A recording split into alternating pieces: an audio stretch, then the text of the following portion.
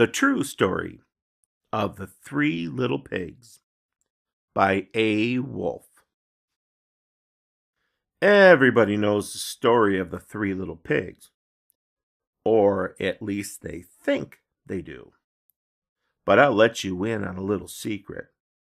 Nobody knows the real story because nobody has ever heard my side of the story.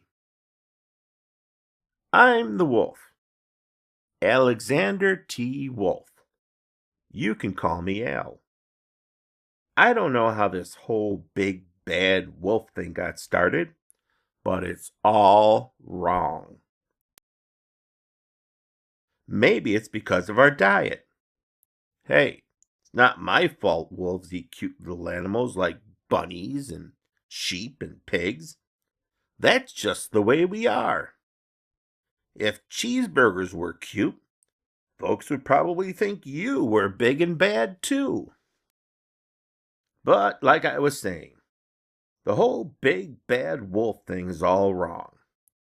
The real story is about a sneeze and a cup of sugar. This is the real story.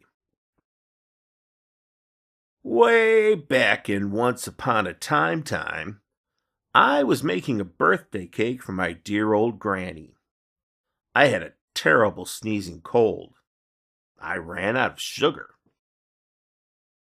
So I walked down the street to ask my neighbor for a cup of sugar. Now this neighbor was a pig, and he wasn't too bright either. He had built his whole house out of straw. Can you believe it? I mean, who in his right mind would build a house of straw? So of course, the minute I knocked on the door, it fell right in. I didn't want to just walk into someone else's house, so I called. Little pig, are you in? No answer.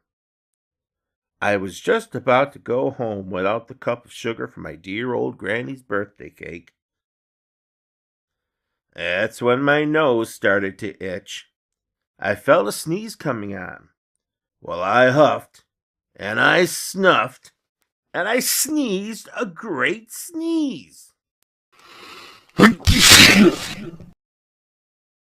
And you know what?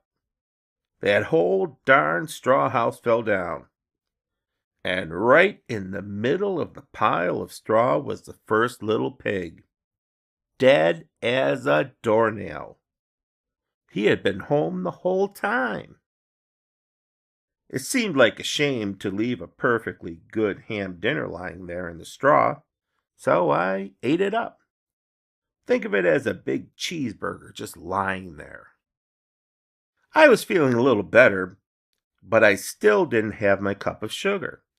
So I went to the next neighbor's house. This neighbor was the first little pig's brother. He was a little smarter, but not much. He had built his house of sticks. I rang the doorbell on the stick house. Nobody answered. I called, Mr. Pig, are you in? He yelled back, Go away, wolf, you can't come in. I'm shaving the hairs on my chinny chin. I had just grabbed the doorknob when I felt another sneeze coming on.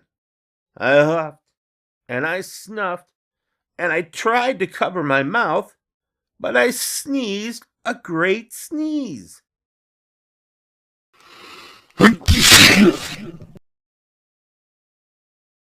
And you're not going to believe it, but this guy's house fell down just like his brother's. When the dust cleared, there was the second little pig, dead as a doornail. Wolf's honor.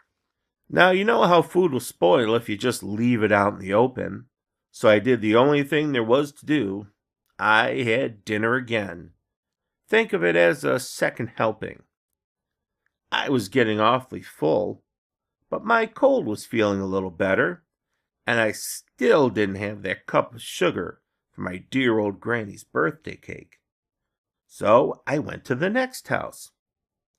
This guy was the first and second little pig's brother. He must have been the brains of the family. He had built his house of bricks. I knocked on the brick house.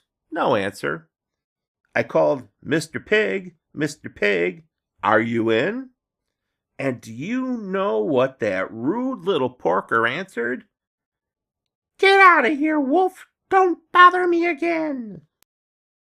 Talk about impolite.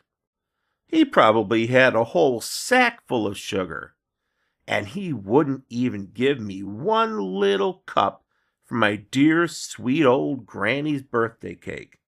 What a pig! I was just about to go home and maybe make a nice birthday card instead of a cake when I felt my cold coming on. I huffed, and I snuffed, and I sneezed once again.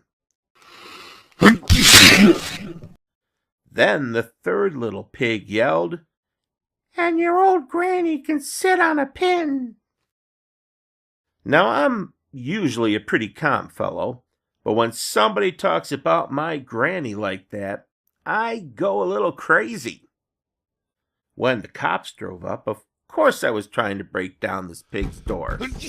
And the whole time I was huffing and puffing and sneezing and making a real scene. The rest, as they say, is history. The news reporters found out about the 2 pigs I had for dinner. They figured a sick guy going to borrow a cup of sugar didn't sound very exciting. So they jazzed up the story with all that huff and puff and blow your house down, and they made me the big bad wolf.